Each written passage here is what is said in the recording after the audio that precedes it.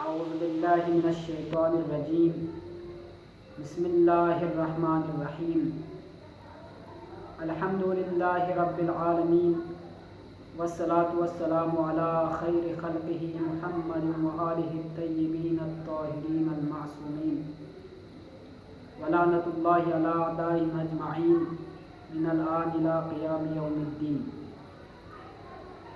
تمام عالم اسلام کو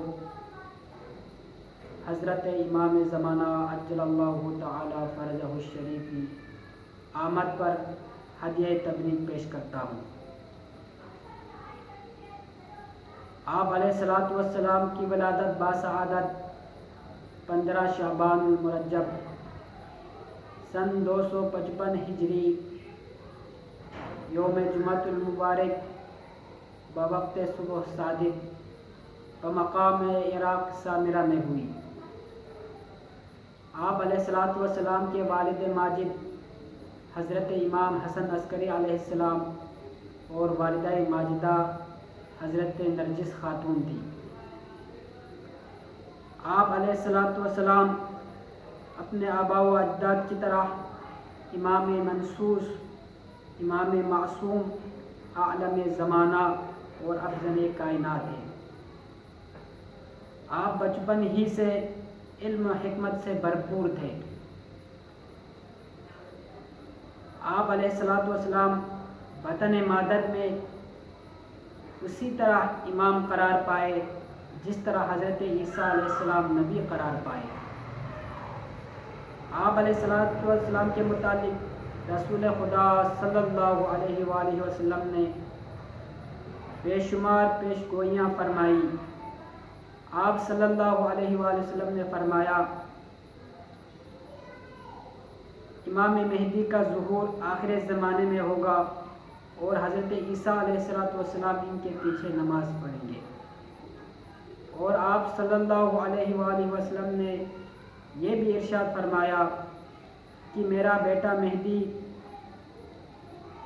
میرے خلیفہ کی حیثیت سے ظہور فرمائیں گے، اور جس طرح میرے ذریعے سے دین اسلام کا آغاز ہوا اسی طرح ان کے ذریعے مہر اختتام لگا دی جائے گی۔